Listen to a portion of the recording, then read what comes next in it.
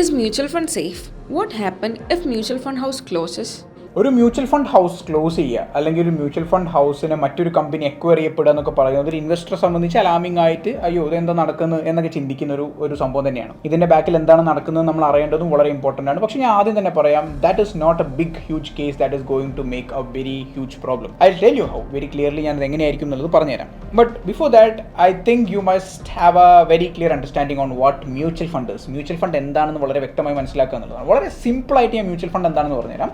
It is A pool of money collected from investors like you and me, which is managed by professional fund managers, and this fund manager will be investing in different portfolios. അതായത് നമ്മളിൽ നിന്നുമുള്ള ഒരുപാട് ഇൻവെസ്റ്റേഴ്സിൽ നിന്നും പണം collect ചെയ്യുകയും അതിനെ ഒരു professional fund manager manage ചെയ്യുകയും ആ മാനേജ് ചെയ്യുന്ന ഫണ്ടിനെ ഡിഫറെൻറ്റ് നല്ല പോർട്ട്ഫോളിയോകളിൽ ഇട്ടിട്ട് നമുക്ക് നല്ല റിട്ടേൺസ് ജനറേറ്റ് ചെയ്യാൻ ശ്രമിക്കുകയും ചെയ്യുന്നതാണ് മ്യൂച്വൽ ഫണ്ട് എന്ന് പറയുന്നത്. It is just like you hiring a professional fund manager for handling your money. ഇവിടെ മറ്റുള്ള ആൾക്കാരുടെ പൈസ കൂടി ഉണ്ടെന്നുള്ളൂ. Mutual fund is a huge and ഗംഭീര investment. And now we have SEBI, Security Exchange Board of India, who is the regulatory of mutual funds in India. അതുകൊണ്ട് തന്നെ we have to understand this is a super legit place. ഇനി ഞാൻ പറയുന്നു mutual fund is related by SEBI. അപ്പോൾ തീർച്ചയായിട്ടും സെബിക്ക് എന്തുണ്ടാവണം? Certain circulars അല്ലെങ്കിൽ സെർട്ടൻ മെത്തേഡ്സ് ഇൻ ഹൗ ആ mutual fund house should be closing, അതല്ലെങ്കിൽ അക്വസിഷൻ എങ്ങനെയായിരിക്കണം എന്നുള്ളത് ഞാൻ വളരെ വ്യക്തമായിട്ട് പറഞ്ഞുതരാം. ഒരു മ്യൂച്വൽ ഫണ്ട് ഹൗസിന് സെബിയുടെ അടുത്തേക്ക് അപ്രോച്ച് ചെയ്യണം ഒരു മ്യൂച്വൽ ഫണ്ട് ഹൗസ് ക്ലോസ് ചെയ്യണമെങ്കിൽ. അതേപോലെ സെബിക്ക് ഇങ്ങോട്ട് ഒരു മ്യൂച്വൽ ഫണ്ട് ഹൗസിനോട് ഷട്ട് ഡൗൺ ചെയ്യാനായി ആവശ്യപ്പെടുകയും ചെയ്യാം. ഓക്കെ, ഇത്തരമൊരു അവസരത്തിൽ മ്യൂച്വൽ ഫണ്ട് ഹൗസ് ക്ലോസ് ചെയ്യുകയാണെങ്കിൽ, മ്യൂച്വൽ ഫണ്ട് ഹൗസ് പൂട്ടുകയാണെങ്കിൽ അതിലെ ഇൻവെസ്റ്റേഴ്സിന് എല്ലാവർക്കും തന്നെ ലേറ്റസ്റ്റ് നെറ്റ് അസറ്റ് വാല്യൂ എന്ന് പറയുന്ന എമൗണ്ട്, അതായത് അവർ ഇൻവെസ്റ്റ് ചെയ്ത എമൗണ്ടിൻ്റെ ഇപ്പോഴത്തെ കറൻറ്റ് വാല്യൂ എന്താണോ അത് അവരിലേക്ക് തിരിച്ചു കൊടുക്കുക എന്ന് പറയുന്നത് ഇമ്പോർട്ടൻ്റ് ആയിരിക്കും. അല്ലെങ്കിൽ അത് തീർച്ചയായിട്ടും നടക്കുക തന്നെ ചെയ്യും. അതുകൊണ്ട് സെബിയുടെ അണ്ടറിൽ ആ റെഗുലേഷനിലാണ് ആക്ച്വലി മ്യൂച്വൽ ഫണ്ട് ഹൗസുകളെ എന്ത് ചെയ്യുന്നത്, ക്ലോസ് ചെയ്യുന്നുണ്ടെങ്കിൽ ക്ലോസ് ചെയ്യപ്പെടുന്നു. അതുകൊണ്ട് തന്നെ നിങ്ങൾക്ക് ഒരൊറ്റ രൂപ നഷ്ടപ്പെടില്ല. And you will be getting your money back based on the latest net asset value. ഈ നെറ്റ് അസറ്റ് വാല്യൂ എന്താണെന്ന് ഞാൻ പറഞ്ഞുതരാം. ഒരു മ്യൂച്വൽ ഫണ്ട് സ്കീമിൻ്റെ ഒരു യൂണിറ്റിൻ്റെ വില എന്ന് പറയുന്നതാണ് NAV, നെറ്റ് അസറ്റ് വാല്യൂ. ഈ മ്യൂച്വൽ ഫണ്ടിൻ്റെ പെർഫോമൻസ് ഒക്കെ മനസ്സിലാക്കണമെങ്കിൽ നെറ്റ് അസറ്റ് വാല്യൂ ആണ് നോക്കേണ്ടത്. ലെറ്റസ് 50 രൂപയാണ് നെറ്റ് അസറ്റ് വാല്യൂ NAV എന്ന് പറയുന്ന ഒരു സ്റ്റോക്കിൻ്റെ അല്ലെങ്കിൽ ഒരു മ്യൂച്വൽ ഫണ്ട് സ്കീമിൻ്റെ വിലയെങ്കിൽ അത് 51-52 രൂപയാകുമ്പോൾ നമുക്ക് പ്രോഫിറ്റ് കിട്ടുന്നുണ്ടാവുക എന്നുള്ളത് നമ്മൾ മനസ്സിലാക്കുക. ഇത് net asset value per unit, NAV per unit എന്ന് പറയുന്നത് എത്രയേ ഉള്ളൂ? മ്യൂച്വൽ ഫണ്ടിന്റെ മൊത്തം market value divided by number of schemes അല്ലെങ്കിൽ number of units given out. അപ്പോൾ ഇതാണ് അതിൻ്റെ ഒരു ഫെസിലിറ്റേഷൻ അല്ലെങ്കിൽ ഒരു രീതി എന്ന് പറയുന്നത്. ഇനി മ്യൂച്വൽ ഫണ്ട് ഹൗസിനെ മറ്റൊരു കമ്പനി എക്വയർ ചെയ്യപ്പെടുകയാണെങ്കിൽ എങ്ങനെയായിരിക്കും ഉണ്ടാവുക നമുക്ക് നോക്കാം. സിമ്പിളാണ്, ഇത്രയേ ഉള്ളൂ. മ്യൂച്വൽ ഫണ്ട് ഹൗസിനെ ഒരു കമ്പനി എക്വയർ ചെയ്യുകയാണെങ്കിൽ രണ്ട് രീതിയിൽ നടത്താം. അതായത് ഒരു രീതി എന്ന് പറയുന്നത് മ്യൂച്വൽ ഫണ്ട് സ്കീമുകൾ അതേ പേരിൽ അതേ രീതിയിൽ തന്നെ മുന്നോട്ട് പോവുകയും പക്ഷേ മറ്റൊരു കമ്പനി, അതായത് അക്വയർ ചെയ്യപ്പെട്ട കമ്പനിയായിരിക്കും ഇതിനൊക്കെ മേൽനോട്ടം വഹിക്കുന്നത് എന്നുള്ളൊരു ചേഞ്ച് രീതിയിൽ വരാം. ഇനി അതല്ലെങ്കിൽ ഈ എക്സിസ്റ്റിംഗ് സ്കീമുകളുടെ പേരൊക്കെ മാറി രീതികളൊക്കെ മാറി എക്സിസ്റ്റിംഗ് സ്കീമുകൾ മറ്റൊരു കമ്പനി നടത്തുന്ന പോലെ തന്നെ നടക്കുകയും ചെയ്യാം. ഈ രണ്ട് രീതിയിലും അക്വസിഷനിൽ പ്ലേ ചെയ്യപ്പെടാം. പക്ഷേ രണ്ട് രീതിയിലാണെങ്കിലും സെബിയുടെ അപ്രൂവൽ ഈ അസറ്റ് മാനേജ്മെൻറ്റ് കമ്പനികൾക്ക് AMCകൾക്ക് വളരെ നിർബന്ധമാണ്. അതുപോലെ തന്നെ they are giving opportunities for investors to exit. അതായത് നമ്മളെപ്പോലുള്ള ഇൻവെസ്റ്റേഴ്സിന് മേജേഴ്സ് ആൻഡ് അക്വിസിഷൻ നടക്കുമ്പോൾ എക്സിറ്റ് ചെയ്യാനുള്ള ഓപ്പർച്യൂണിറ്റീസ് തരുന്നുണ്ട്, പ്രൊവൈഡഡ് ഏതെങ്കിലുമൊക്കെ മ്യൂച്വൽ ഫണ്ട് ഉണ്ടാവും ലോക്ക് ഇൻ പീരീഡ് ഉള്ളത്, അതായത് 3 കൊല്ലം ലോക്ക് ഇൻ പീരീഡ് ഉള്ള മ്യൂച്വൽ ഫണ്ടുകളൊക്കെ ഉണ്ടാവും. അപ്പോൾ നമ്മൾ അതിലേക്ക് ഇൻവെസ്റ്റ് ചെയ്ത് 3 കൊല്ലത്തിന് മുമ്പ് റിട്ടേൺ എടുക്കാൻ അല്ലെങ്കിൽ 3 കൊല്ലത്തിന് മുമ്പ് എക്സിറ്റ് ചെയ്യാൻ ട്രൈ ചെയ്യണമെങ്കിൽ ചെറിയ ചാർജ് പിടിക്കും.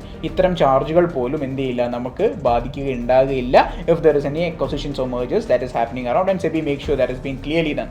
Okay? How does actually SEBI protect investors?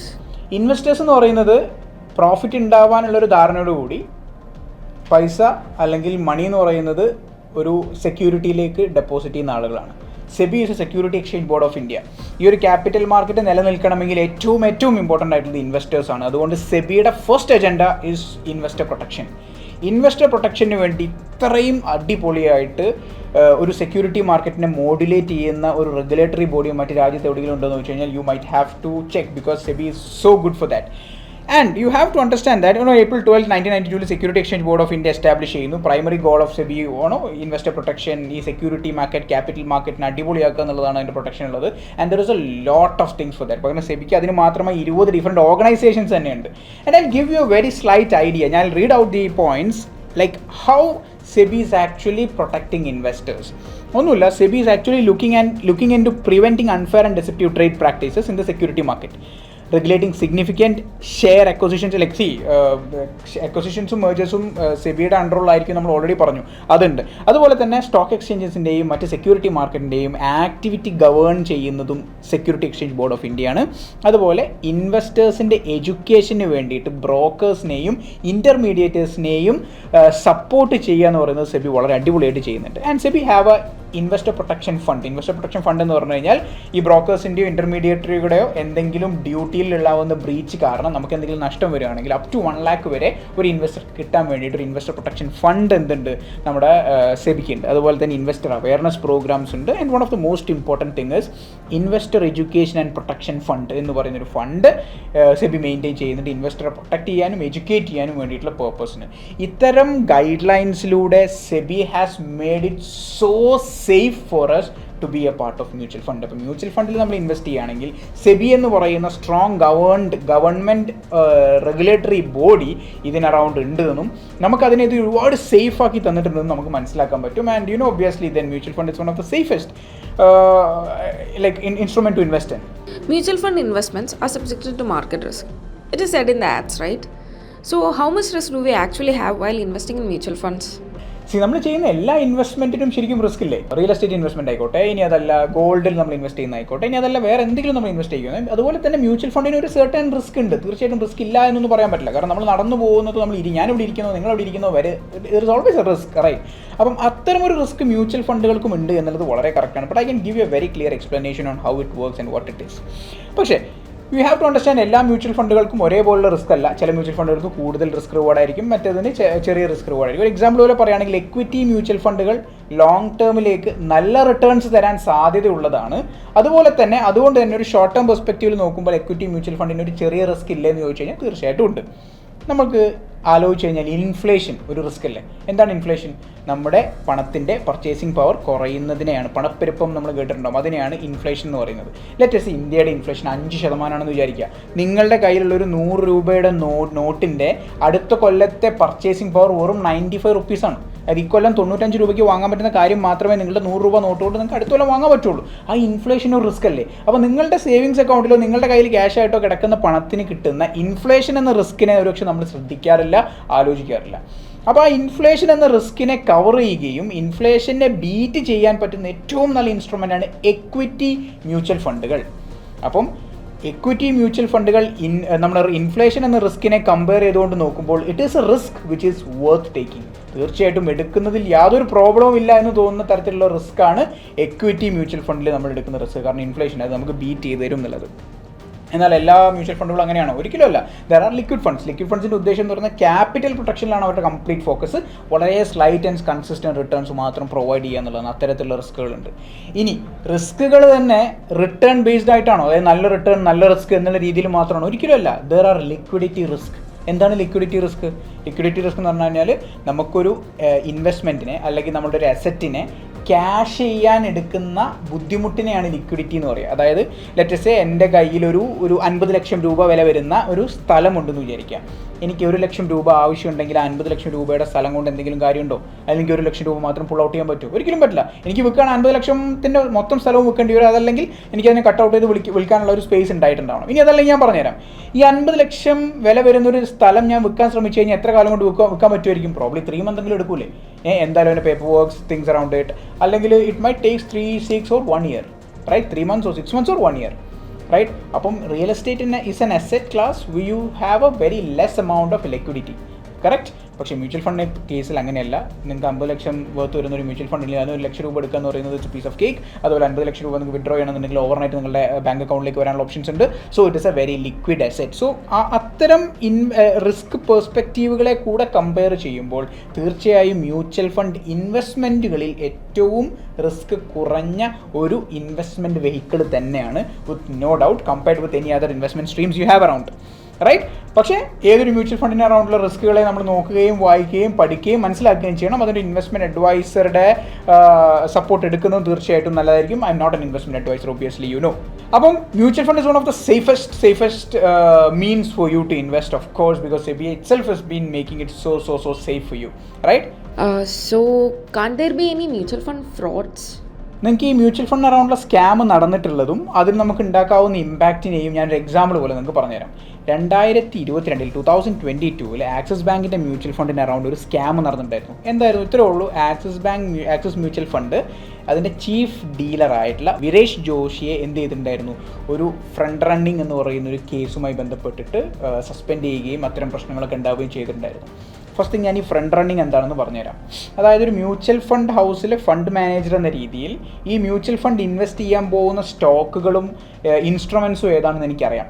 അപ്പോൾ മ്യൂച്വൽ ഫണ്ട് ഇൻവെസ്റ്റ് ചെയ്യുന്നുണ്ടാവും കോടികൾ വെച്ചിട്ടായിരിക്കും. അപ്പോൾ വലിയ കോടികൾ നമ്മൾ ഏതെങ്കിലും ഒരു സ്റ്റോക്കിലേക്ക് ഇൻവെസ്റ്റ് ചെയ്യുകയാണെങ്കിൽ ആ സ്റ്റോക്ക് പ്രൈസ് ഉയരാനും അത്തരത്തിലൊരു നല്ല മൂവ്മെൻറ്റ് ഉണ്ടാവാനുമുള്ള നല്ല സാധ്യതകളുണ്ട്. അപ്പം ഇത് മനസ്സിലാക്കിക്കൊണ്ട് സ്വയം ആവശ്യത്തിന് വേണ്ടി സ്വന്തം പണം ഉപയോഗിച്ച് മറ്റൊരു ട്രേഡിംഗ് അക്കൗണ്ടിൽ അല്ലെങ്കിൽ ഡിമാറ്റ് അക്കൗണ്ടിൽ ആ സ്റ്റോക്കുകളെ പർച്ചേസ് ചെയ്ത് വെക്കുകയും എന്നതിന് ശേഷം ഒരു ഫണ്ട് മാനേജർ എന്ന രീതിയിൽ മ്യൂച്വൽ ഫണ്ടിലൂടെ സ്റ്റോക്കുകൾ വാങ്ങുകയും ചെയ്യുന്നതിനെയാണ് ഫ്രണ്ട് റണ്ണിങ് എന്ന് പറയുന്ന സ്കാം രീതി. അപ്പം ഇത്തരം ഒരു രീതി ചെയ്തു എന്ന് പറഞ്ഞിട്ട് ഇങ്ങനെ ഒരു ഇഷ്യൂ ഉണ്ടായിരുന്നു. അപ്പോൾ ഇത് ശരിക്കും ഒരു മ്യൂച്വൽ ഫണ്ട് ഇൻവെസ്റ്റർ ഒരു തരത്തിലും ബാധിക്കുന്നതല്ല. അയാൾക്ക് ഇറഗുലർ ആയിട്ടുള്ള അല്ലെങ്കിൽ ഇല്ലീഗലായിട്ടുള്ള രീതിയിൽ പണം ഉണ്ടാക്കാനുള്ളൊരു പരിപാടിയായിരുന്നു. അത് പിടിക്കുകയും അതിന് സീസ് ചെയ്യുകയും ഫൈൻ ബ്ലോ ചെയ്യുകയും ഒക്കെ സെബി വളരെ പ്രോപ്പറായിട്ട് ചെയ്തിട്ടുണ്ട്. എങ്കിലും ഇത്തരം ഒരു സംഭവം ഉണ്ടായിക്കഴിഞ്ഞാൽ ആക്സിസ് ബാങ്കിൻ്റെ മ്യൂച്വൽ ഫണ്ടിന് എന്തെങ്കിലും പ്രോബ്ലം ഉണ്ടോ എന്നുള്ള ക്വസ്റ്റ്യന് അതേ മ്യൂച്വൽ ഫണ്ടിൻ്റെ പെർഫോമൻസിലേക്ക് നമുക്ക് നോക്കിയാൽ മതി. ആ ഒരു സമയത്ത് Axis bank mutual fund issue ആയിട്ട് ആ പ്രശ്നമായിട്ടുണ്ടായിരുന്ന 2022 സമയത്തിൻ്റെ വളരെ ചെറിയൊരു കാലയളവിൽ it had a very small inconsistency in returns. But when you look into a long term perspective, this fund has given decent returns and you haven't lost money in it. അപ്പം ഇത്തരം വലിയ പ്രശ്നങ്ങൾ ഉണ്ടാകുമ്പോൾ പോലും mutual ഫണ്ടുകൾക്ക് ഒരു negative returns ഉണ്ടാക്കാനുള്ള സാധ്യതയില്ല എന്ന് ഞാൻ പറയുമ്പോൾ I can back it you with a very proper data. അതായത് മ്യൂച്വൽ ഫണ്ടുകളുടെ പാസ്റ്റ് പെർഫോമൻസ് നോക്കുകയാണെങ്കിൽ you will understand how safe it is. There is A very simple study. നിങ്ങളുടെ ഇൻവെസ്റ്റ്മെൻറ്റുകൾ 10 കൊല്ലത്തിന് ശേഷമാണെങ്കിൽ, അതായത് 10 കൊല്ലത്തോളം ലോങ് ടേം ആണെങ്കിൽ, അതായത് നിങ്ങൾ ഇൻവെസ്റ്റ് ചെയ്യുന്ന ആ ഒരു പർട്ടിക്കുലർ ഇൻവെസ്റ്റ്മെൻറ്റ് ഇൻസ്ട്രുമെൻറ്റിനെ 10 കൊല്ലമെങ്കിലും നിങ്ങൾ ഹോൾഡ് ചെയ്യുന്നുണ്ടെങ്കിൽ യുവർ റിസ്ക് ഇസ് ഓൾമോസ്റ്റ് 0% എന്നാണ്. ഓൾമോസ്റ്റ് 0%. ചിന്തിക്കണം, നിങ്ങൾക്ക് നിങ്ങളുടെ പൈസ താഴോട്ട് പോകാനുള്ള സാധ്യതയില്ല എന്ന്. Right? And also when you look at the data, you put in the data very properly and you understand that in a 7-year window, 7 കൊല്ലം എന്ന് പറയുന്ന ഒരു വിൻഡോയിൽ നോക്കുകയാണെങ്കിൽ, അതായത് 7 കൊല്ലം എന്ന് പറയുന്ന ലോങ് ടേം പെർസ്പെക്റ്റീവിൽ നോക്കുകയാണെങ്കിൽ ഒരൊറ്റ മ്യൂച്വൽ ഫണ്ടും ഇതുവരെ നെഗറ്റീവ് റിട്ടേൺസ് തന്നിട്ടില്ല. നിങ്ങളുടെ കയ്യിൽ നിന്ന് പൈസ പോയിട്ടില്ല എന്ന് മാത്രമല്ല, നിങ്ങൾക്ക് പൈസ ഇങ്ങോട്ട് കിട്ടിയിട്ടുണ്ട്. No mutual funds given negative returns. So ഇത്രയും സേഫ് ആയിട്ടുള്ളത് ഇനി അതൊന്നും വേണ്ട. You look at Nifty and Sensex ഇൻഡെക്സുകളെ, ഇൻഡെക്സ് ഫണ്ടുകളുണ്ട് ഏറ്റവും ഈസി ആയിട്ട്. നിങ്ങളൊക്കെ കാണുന്നതിൽ ബിഗിനർ ആയിട്ടുള്ള ആളുകളുണ്ട്, ഇൻവെസ്റ്റ് ചെയ്യണം എന്ന് ആഗ്രഹമുണ്ട്, എവിടെ ഇൻവെസ്റ്റ് ചെയ്യണം എന്ന് അറിയില്ലെങ്കിൽ first thing and easiest thing to do is index ഫണ്ടുകൾ. അതായത് നിഫ്റ്റി 50യുടെ ഇൻഡെക്സ് ഫണ്ട് ഉണ്ട്. എന്താണ് നിഫ്റ്റി 50യുടെ ഇൻഡെക്സ് ഫണ്ട്? ഇന്ത്യയിലെ ഏറ്റവും പെർഫോമിംഗ് ആയിട്ടുള്ള 50 കമ്പനികളെ ട്രാക്ക് ചെയ്യുന്ന, നിഫ്റ്റിയെ ഉണ്ടല്ലോ ട്രാക്ക് ചെയ്യുന്ന മ്യൂച്വൽ ഫണ്ടുകളാണ്. ഏറ്റവും സേഫസ്റ്റ് ആണ് സിൻസ് ഇൻസെപ്ഷൻ. അതായത് തുടങ്ങിയത് മുതൽ Nifty 54 probably for our past 30 years, Nifty 50 has given annual return of average 12%.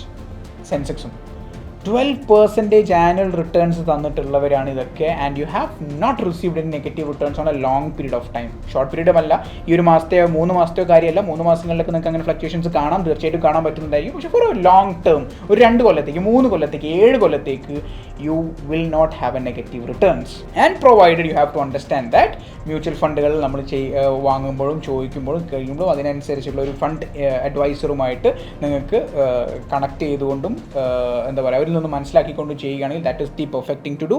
And നിങ്ങൾ ഇത്രയും നമ്മൾ ഈ ഒരു സെഷനിൽ നിങ്ങൾക്ക് മനസ്സിലായിട്ടുണ്ടാവണം mutual fund is super safe. Mutual fund itself as a vehicle is super safe and you have a strong governing body which is SEBI to have a clear guidelines and ഭയങ്കരമായിട്ട് control ചെയ്യുന്ന you have a SEBI there. And mutual fund itself you look at the back data, അതായത് previous data നോക്കി മനസ്സിലാക്കി കഴിഞ്ഞാൽ mutual fund എത്രത്തോളം അടിപൊളി perform ചെയ്യുന്നത് നമുക്ക് മനസ്സിലാവും. So instead of putting in your money at the risk of inflation, make sure you invest in proper mutual funds, and that is going to make your money grow and let that be a great initiative from you. And ഈ ഒരു സെഷനിൽ നമ്മൾ സംസാരിച്ചിട്ടുണ്ടായിരുന്നത് mutual ഫണ്ടിൻ്റെ സേഫ്റ്റിയെ പറ്റിയിട്ടാണ്. You have any confusions around it, please make sure you comment below. എന്തെങ്കിലും confusions ഉണ്ടെങ്കിൽ ദയവ് ചെയ്തിട്ട് you can ask here. And also coming വീഡിയോയിലേക്ക് വേണ്ടിയിട്ട് ഞാൻ ആൻസർ ചെയ്യേണ്ട എന്തെങ്കിലും ക്വസ്റ്റ്യൻസ് നിങ്ങൾക്ക് ഉണ്ടെന്നാണെങ്കിൽ make sure you comment that as well. അത്തരം എന്തെങ്കിലും ക്വസ്റ്റ്യൻസ് ഉണ്ടെങ്കിൽ ആ ക്വസ്റ്റ്യൻസ് നിങ്ങളിൽ നിന്ന് ഞാൻ എടുക്കുകയും ഇവിടെ റീഡ് ഔട്ട് ചെയ്യും, നിങ്ങൾക്ക് അതിനുള്ള ആൻസേഴ്സ് തരികയും ഒരു വീഡിയോ രൂപത്തിൽ തന്നെ ചെയ്യുന്നതായിരിക്കും. So obviously I can connect you with my audience, I can make videos around it. So I hope that things works as well. അപ്പോൾ please make sure you comment and subscribe. Thank U.